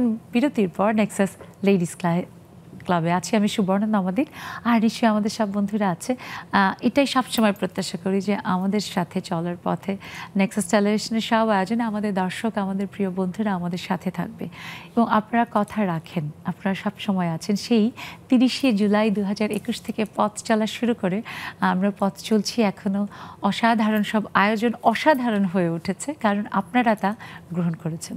আর নেক্সাস লেডিস ক্লাব এখন 30,000 নারীর এক অসাধারণ পরিবার, এবং সেই পরিবারের সদস্য দিনকে দিন বাড়ছে। আমরা চাই আরও দ্রুত বাড়ুক, আর সেটার জন্য আপনি খুব সহজেই আপনার আশপাশের আপনার বন্ধু, নারী বন্ধু, তাদেরকে যোগ করতে পারেন। কিভাবে? ফেসবুকে গিয়ে নেক্সাস লেডিস ক্লাব সার্চ করে ইনভাইটেশন পাঠিয়ে দিন। আর যারা ইনভাইটেশন পাবেন, বা আপনারা সার্চ করে জয়েন বাটন দেখে সেখানে ক্লিক করলেই হয়ে যেতে পারেন একজন সম্মানিত সদস্য নেক্সাস লেডিস ক্লাবের। সে অপেক্ষায়, সে প্রত্যাশায় আমরা আছি। খুব দ্রুত সময়ে আমরা পৃথিবীর আনাচে কানাচে থাকা সকল বাঙালি নারীকে বন্ধু হিসেবে পেয়ে যাব আমাদের নেক্সাস লেডিস ক্লাবে। ফ্রিডাপুর কাছে আসি। ফ্রিডাপু, এই যে আসলে চলার পথ, সেটা আসলে কখনো কারোর জন্যই খুব সহজ না, নারীর জন্য সেটা আরেকটু কঠিন। এবং যদি সেটা হয় আবার উদ্যোক্তা, তাও আবার কাপড় চোপড় সংক্রান্ত, তাহলেই আসে এই কাপড় বেচবে মেয়ে বা বউ বা বোন, এটা মানাই যায় না। হ্যাঁ, তোমার ক্ষেত্রে ব্যাপারটা কেমন ছিল? আমার ক্ষেত্রে ব্যাপার হচ্ছে, আমার উদ্যোগ যেটা, সেটা আমার প্রোডাক্টটা একটু ডিফারেন্ট। আমার যেমন আমি পরে আছি, এটা চটের পাট দিয়ে শাড়ি করা, এটা একটা ইউনিক ডিজাইন, বাট এটা মানুষ সহজে নিতে পারে না। তো আমার তো আমাদের সোনালি আঁশ, মানে তো যেটা জুট। তো আমার অনলাইনে বা অফলাইনে মেলা যখন করতাম, তখন কিন্তু অনেকেই অনেক ধরনের মতামত দিত। কিছু কিছু সময় খুবই ডিমোটিভেটেড হতাম, মন খারাপ করতো, টিজ করতো, এবং আবার এমনও ছিল যে এসে পরের মেলায় এসে বলতো আপনি এখনো আছেন এই মেলাতে। খুব খারাপ লাগতো। মৌরি আমার সাথে ছিল, ও সব সাক্ষী ওটার। অথচ এটা যদি একটা সিনথেটিক জরির হতো তাহলে আরেকজন হয়তো আরেক রকম একদম, ভাবে। মানুষ চেঞ্জ হয় প্রতিনিয়ত, কিন্তু মানুষ এই যে বড় চেঞ্জগুলো একসেপ্ট করতে পারে না। তো সবাই তো আসলে সেটা দেখাতেও পারে না যে পরিবর্তনটাও প্রয়োজন। হ্যাঁ, এবং আমি চেষ্টা করেছি ওই যে হাল ছাড়িনি কখনো, আমি এইটাকেই সামনে তুলে ধরেছি, এবং আস্তে আস্তে যারা প্রথম থেকে অ্যাপ্রিসিয়েশন করতো এখন সংখ্যাটা বেড়ে গেছে। আগে একজন ছিল, পরে 2 জন হয়েছে, এখন অনেকেই এটাকে প্রথমে শুধু মুখের কথায় ছিল, এখন অনেকেই শাড়িটা পরে দেখে, যাচাই করে দেখে। সো এটাই আমার হচ্ছে অ্যাচিভমেন্ট, যে আমি এটা আস্তে আস্তে সামনে আগায় নিতে এবং পারছি। প্রত্যাশা জায়গাটা নিশ্চয়ই বড় হচ্ছে। হ্যাঁ, অবশ্যই বড় একটু করে হচ্ছে, সেটা আরো অনেক বেশি ছড়িয়ে যাবে। হ্যাঁ ছড়িয়ে যাচ্ছে, এবং এটা আমি প্রকাশ করতে পারছি। ফিদা আপু, এখন পৃথিবী আমরা লাস্ট আসলে যদি দেখি যে 30-40 বছরে যেভাবে ফাস্ট ফ্যাশনটা পৃথিবীকে এনগালফ করেছে একেবারে, এটা বললে বোধহয় ভুল হবে না, সেই জায়গা থেকে এখন কিন্তু সময় এসেছে সাস্টেনেবল রিসাইক্লিং, তারপরে সাস্টেনেবল যা কিছু সেটার কথা মাথায় রাখা, ইকো ফ্রেন্ডলি। হচ্ছে প্যাচওয়ার্ক যে প্র্যাকটিসটা, মানে পুরনো কাপড়, টুকরা কাপড় ফেলে দেয়া, কাপড়টাকে আবার মানে নকশাতে কাজে লাগানো, সেটা যেমন আমার উদ্যোগে আছে, মানে আমি সেই চেষ্টাটা করি। সেটা কিন্তু আমাদের বাংলাদেশের রীতিমতো এটা ঐতিহ্য, এবং একটা বিষয় আছে, যেমন আমরা আগের শাড়ি দিয়ে বানাতাম কাঁথা, কিন্তু এখন কিন্তু ওইটারও প্রচলন অনেকটা কমে গেছে। আমাদের এটা নিয়েও কাজ করা দরকার আমার মনে হয়। এখন যেটা হচ্ছে, যেহেতু বাণিজ্যিকভাবে অনেক বড় স্কেলে হচ্ছে, সেই জন্য সবাই কি করে যে একটা নতুন কাপড় দিয়ে কাঁথা বানায়। আগে যেরকম ছিল যে প্রত্যেক ঘরে মা খালা তাদের ব্যবহৃত পুরনো চাদর, আমি যেমন মনে করতে পারি যে আমার প্রায় 15-20 বছরের পুরনো কাঁথাও আছে, মানে আম্মা একটা সময় শাড়ি পরতেন, সেই শাড়িটা এখন আর সে পরেন না, কিন্তু সেই কাঁথাগুলো আছে, এবং ওগুলো দেখলে আমার শৈশব কৈশোরের স্মৃতি মনে পড়ে, যে এই শাড়িটা পরা আম্মাকে দেখেছি। কিংবা আমার হাজবেন্ডের হচ্ছে 2টো কাঁথা আছে, একটা হচ্ছে তার দাদি তাকে দিয়েছেন, মানে এটা তার গিফট ছিল, খুব সুন্দর নকশি কাঁথা, মানে এটা একটা খুব বিশাল উপহার তার পক্ষ থেকে। আর একটা হচ্ছে আমার নানি শাশুড়ি, উনি মারা গেছেন যেই শাড়িটা, মানে উনি আসলে ছাদে একটা শাড়ি নাড়তে গিয়ে উনি ওখানে বসে সম্ভবত উনি স্ট্রোক করেছিলেন, বা ওনার শেষ নিঃশ্বাসটা উনি ত্যাগ করেছেন। তো তার চাওয়া ছিল যে ওই শাড়িটা যেন তাকে দেয়া হয়। তো আমার শাশুড়ি আম্মা হচ্ছে সেই শাড়িটাকে মানে কাঁথা বানিয়ে তারপরে আমার হাজবেন্ডকে দিয়েছেন, সেই কাঁথাটাও আমার বাসায় আছে। তো এগুলো আসলে খুব মানে আমি রেগুলার ব্যবহার করি, আমি তুলে রাখিনি, মানে সেটা গায়ে দিক ব্যবহার করি, মনে হয় না যে সেই মানুষটার ছোঁয়াই বোধহয় আছে। হ্যাঁ, মানে এগুলো খুব, মানে এগুলো কিন্তু আমাদের কৃষ্টি কালচার কিংবা আমাদের পারিবারিক বন্ধন, মানে জিনিসগুলো কিন্তু খুব টাচি। এবং সেই সাথে বাংলাদেশের যে ঐতিহ্যবাহী কাঁথা, নকশি কাঁথা আমরা যেটা বলি, সেটা কিন্তু আসলে এটা শুধু যে একটা শিল্পকর্ম তা না, বরং বলাই হয় যে একটা নকশি কাঁথা মানে হচ্ছে একজন নারীর তার জীবনের নানা রকমের গল্প, সে আসলে তার চাওয়া পাওয়া, তার কষ্ট, অঞ্চলের কাঁথা কিন্তু এক এক রকম, সেগুলো প্রকাশিত হয়, যেটা অনেক বেশি সাস্টেনেবল। জীবনের যে গতি সেটা সেই কাঁথাতে আছে। যেমন আমি যশোর কিংবা খুলনা বা কুষ্টিয়ার যে কাঁথাগুলো দেখেছি, অনেক বেশি ঘন ফোর থাকে, খুব এবং খুব নকশাবহুল হয়। আবার জামালপুরের কাঁথাগুলো একটু ফুলেল, হ্যাঁ একটু ফাঁকা ফাঁপা। আবার আমাদের এলাকাতে দেখেছি খুব পাতলা কাঁথার খুব রেওয়াজ। কোন এলাকা? বরিশাল। মাইয়া ওরে বাবা রে বাবা, মোর তো সাবধানে বইতে এই একটা শব্দ। আমার কিন্তু শ্বশুর বাড়ি বরিশাল, আমরা ওনাকে চেতাই বরিশালে। বরিশালের মানুষ আসলে একটু ধৈর্য কম, তো এই জন্য অত কাজ টাজ করে না। বরিশালের মানুষের ধৈর্য অসম্ভব বেশি, বাট তারা হচ্ছে মুখের লাগাম একটু কম, এইটা হচ্ছে তাদের দোষ। মুখের লাগাম, যত বরিশাল আপনারা দেখছেন তাদের ধৈর্য অনেক বেশি। আমার তো খবর হয়ে যাবে, কারণ হচ্ছে তাদের টিকে থাকার প্রবণতা অনেক বেশি। এক্স্যাক্টলি, একদম উপকূলীয় অঞ্চল বা একটু যারা ঝড় বন্যা, নদী ভাঙন, কিন্তু তুলনামূলকভাবে সহজ সরল এবং বোকা হয়। যে যত আসলে বৈচিত্র্যের ভেতর থেকে, লড়াইয়ের ভেতর থেকে যা জীবন প্রক্রিয়া, যেমন তার চারিত্রিক বৈশিষ্ট্য, শারীরিক বৈশিষ্ট্য, এটা একদমই ঠিক। এবং দেখা যায় যে জীবন বোধও কিন্তু সেখান থেকেই গড়ে ওঠে, একদম খুব চমৎকার। আর তবে ওই যে বললাম যে আর বাড়ি কিন্তু বরিশাল, আদর আছে, সেটা ঠিক। সেটা ঠিক, সত্যি খুব এটা আমরা দুষ্টামি করি, খুব but মানে আমি আমার পারিবারিক জায়গা থেকে আসলে বরিশালকে বিচার করবো, সেটা হচ্ছে আমরা আমার ভাইয়ের বউদেরকে খুব ভালোবাসি, হ্যাঁ, খুব আদর করি। আমি কি তাহলে হ্যাঁ, এই যে আমার এলাকার তাহলে হচ্ছে ভাবি হয়ে গেলাম। তাহলে তো ননদকে কিন্তু এরকম করে ছড়ি ঘুরাবো, ননদিনী বিষের কাটা আসছে, বিষের কাটা আমি তুলতে এখনই আসছি। একটু পরে যে দেখতে পাচ্ছি বন্ধু অনেক যুক্ত হয়ে গেছে সব আমাদের সাথে। রাশিদা আপু যুক্ত হয়েছেন, তারপরে এরই মধ্যে ওবায়দা খালামণি যুক্ত হয়েছেন, রুমা আপু, অনেক দিন পরে তরু আপু এসেছে, নাহিদা নেলি আপু, নার্গিস আপু, রীতা পোদ্দার আপু, সবাইকে অনেক শুভেচ্ছা। আর তরু আপুকে বলবো আপু তাড়াতাড়ি গান রেডি করে ফেলেন, গান শুনবো অনেকদিন পরে। আর সবুজের মধ্যে, অবারিত সবুজের মধ্যে আমাদের রাশিদা আপু আছেন।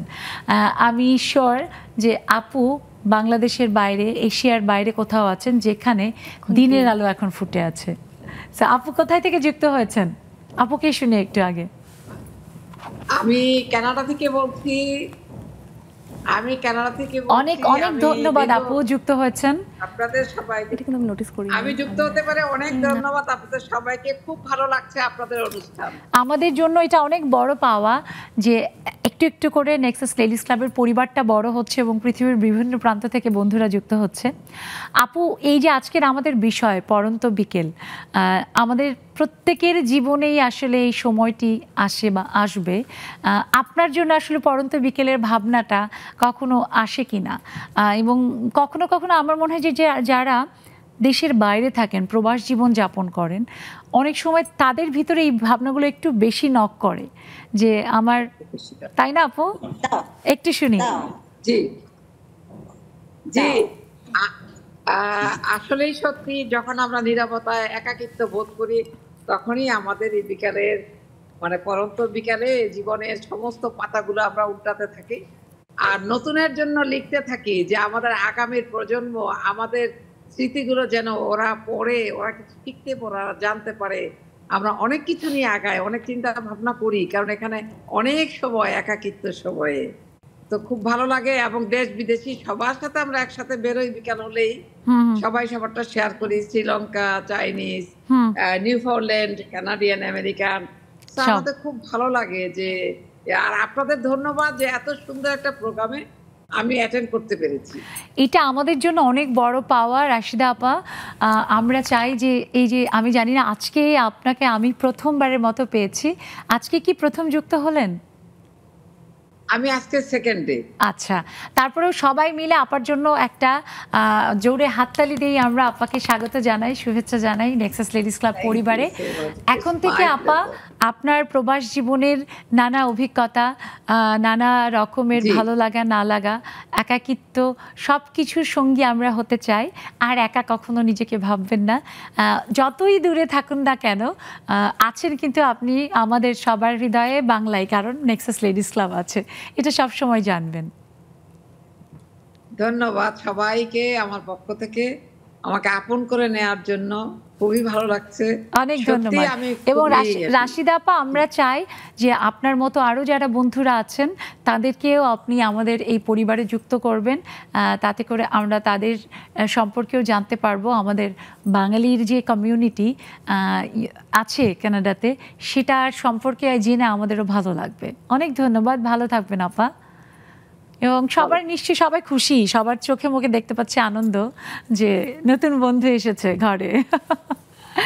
এই আমার মনে হয় যে এই আনন্দে একটা গান হয়ে যাক, তরু আপা।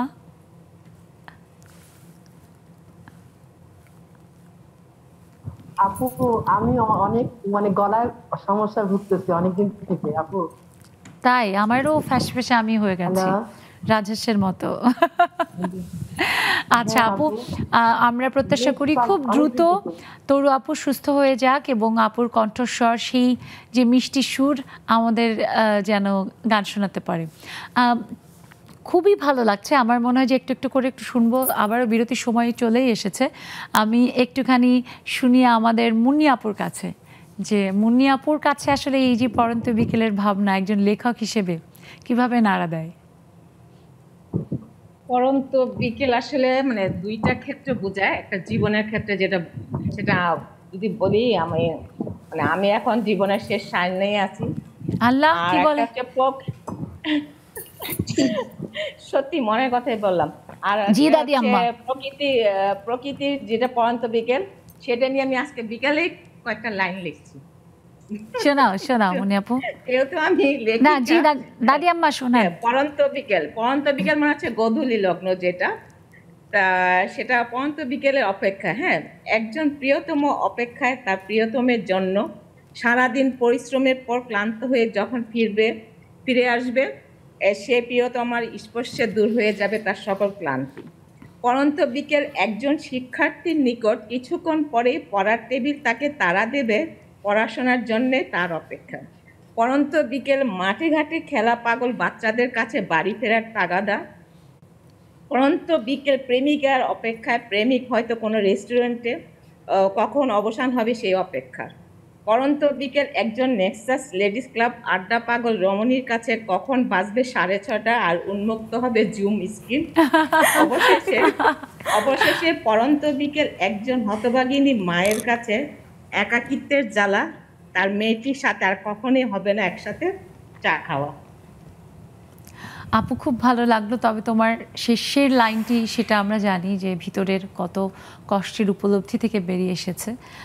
আমি প্রতিদিন বিকালে আমার মেয়ের সাথে চা খাই সন্ধ্যার সময়। এখন হয়তো মেয়ে শরীরে সশরীরে নেই, আমরা বিশ্বাস করি ও দেখছে তোমাকে, আছে তোমার সাথে সঙ্গী হিসেবে। আর এই যে তোমাকে দেখো কত কত বন্ধু দিয়ে গেছে না লেডিস ক্লাবের, আমরা তো আছি। ঠিক তাই দর্শক, পড়ন্ত বিকেলের ওই যে তখনই বললাম যে সন্ধ্যা 6টা মানেই সবার মনের মধ্যে অপেক্ষার সেই পালা শেষ, যে এখন লেডিস ক্লাব শুরু। আর দেখতে দেখতে আবার একটা বিজ্ঞাপন বিরতি চলে এসেছে, আপনারা থাকবেন আর আমরা ফিরবো এক্ষুনি নেক্সাস লেডিস ক্লাবে।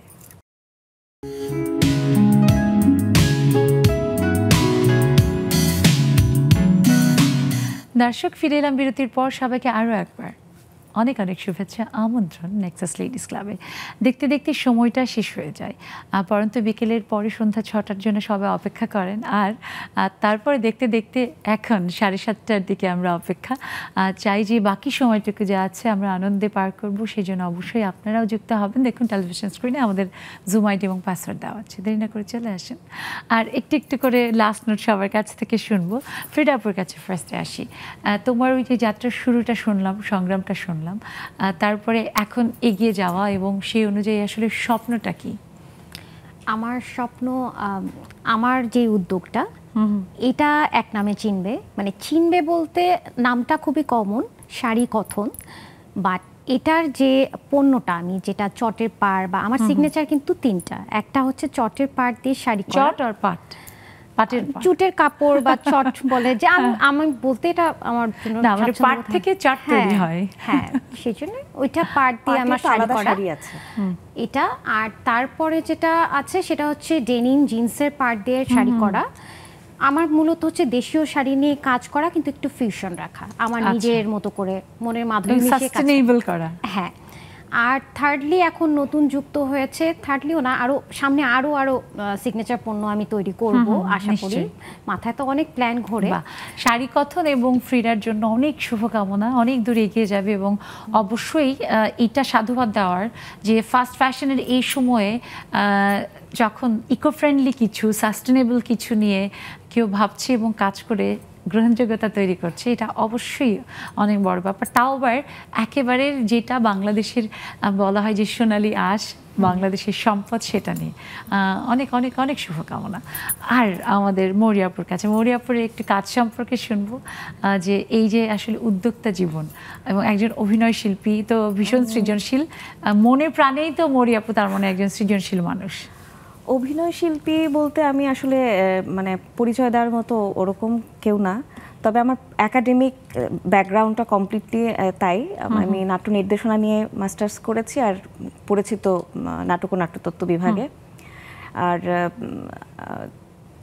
উদ্যোক্তা জীবনটা বলতে হচ্ছে যে অনেকখানি বলতে পারবো না, তবে একটা মোটা দাগে বলি, সেটা হচ্ছে যে এটা একটা আমার প্রচণ্ড লড়াইয়ের একটা গল্প এবং টিকে থাকার গল্প, এবং এটা শেষ পর্যন্ত এটাকে একটা জায়গায় নিয়ে যাওয়া। যেমন এখনই আমাকে আমার বন্ধুরা যখন অনেকে বলে তো তোকে কি বলতেছি, তোর তো দাঁড়ায় কাজটা উঠে গেছে বা দাঁড়ায় গেছে বা এটা পরিচিতি পেয়ে গেছে, এটার এরকম একটা জায়গা যখন ভাবে বা ওরা মনে করে যে এটা একটা প্রতিষ্ঠান, একটা প্রাতিষ্ঠানিক রূপ পেয়েছে বা এটার একটা পরিচিতি হয়েছে, এটার একটা মানে আমি একটা সফল জায়গায় নিয়ে যেতে পেরেছি, তারপরে সফলতার কিন্তু শেষ নেই।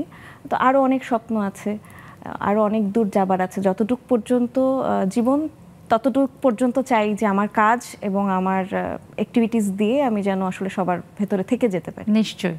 এবং এই যে আসলে মানে শাড়ির কথা তুমি তখন একটু আগে বলছিলে যে দুজন, আমি ওকে জোর করে আমার শাড়ি পরাই নিয়ে আসছি। ও সবসময় হচ্ছে ফ্রিডা আপু শাড়ি পরে, আমি এবার বলছি যে হবে না, আমার শাড়ি পরে যাইতে হবে।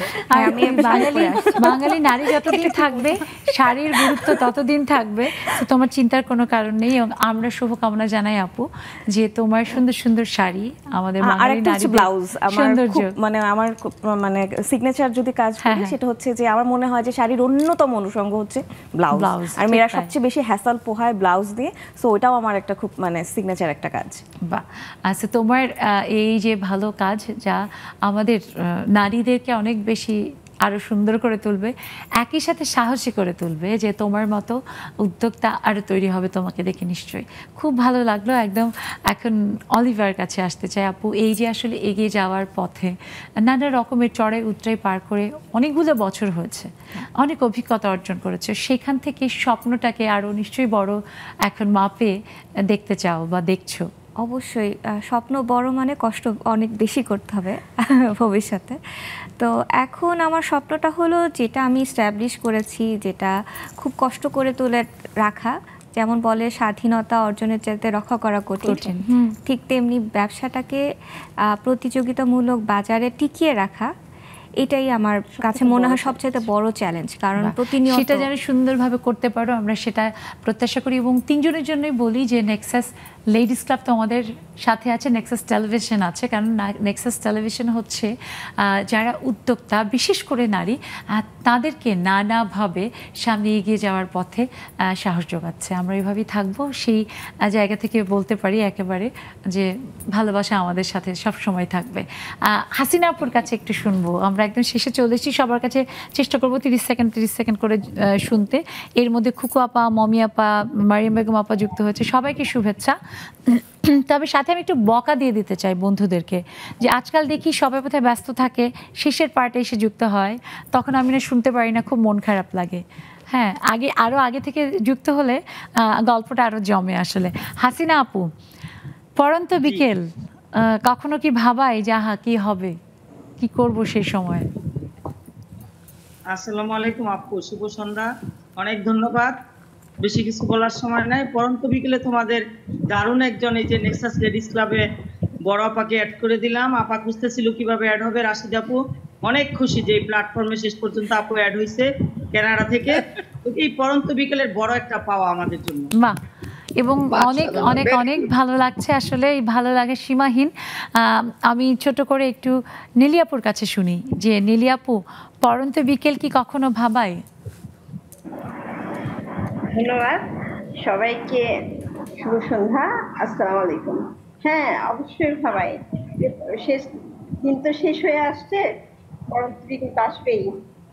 তো নিজের কাজগুলো বা পরিবারের প্রতি দায়িত্বগুলো যেন শেষ করে যেতে পারি ঠিক করে, বাচ্চাগুলোকে মানুষ করে যেতে পারি ঠিক মতো, এটাই ভাবাই যে সব ঠিক করে যেতে পারবো কিনা, সেটাই আসলে ভাবনা, একটা প্রশ্ন। এবং সবার আসলে চাওয়ার জায়গায় এটাই যে আমার পরিবারের, আমার সন্তানদের ভালো, এবং তাদেরকে যেন ঠিকঠাক মতো রেখে যেতে পারি, তাদের পথে যেন এগিয়ে দিতে পারি। আমাদের সবার জন্য অনেক শুভকামনা। ওবায়দা খালামণি, রীতা পোদ্দার আপু, মারিয়াম বেগম আপু, খুকু আপু, মমি আপু শুনতে পারলাম না বলে সত্যি খুব দুঃখিত। নিশ্চয়ই আগামীকালকে আমরা আরও চমৎকার আড্ডা দিব নতুন বিষয় নিয়ে, সবাই নিশ্চয়ই সাথে থাকবেন। এবং তোমাদেরকেও আবার অনেক ধন্যবাদ, কৃতজ্ঞতা আমাদের দারুণ একটা সময় উপহার দেওয়ার জন্য। ধন্যবাদ, অনেক ধন্যবাদ দর্শক, সেই সাথে ধন্যবাদ ভালোবাসা আপনাদের জন্য। প্রতিদিনের পরন্ত বিকেলে এসে 6টায় যখন আমরা বসি, এই আড্ডাটা দেই, তখন সত্যি ভালো লাগায় মনটা ভরে যায়। আর সেই ভালো লাগা ছড়িয়ে দিতে চাই সমগ্র পৃথিবীতে। আপনারাও সেই চেষ্টাই করবেন, এবং আপনার আশেপাশে থাকা যারা সুবিধাবঞ্চিত মানুষ, তাদের প্রতি সব সময় ভালো আচরণ করবেন, তাদের সাথে থাকবেন, আর থাকবেন নেক্সাস টেলিভিশনের সব আয়োজনের সাথে।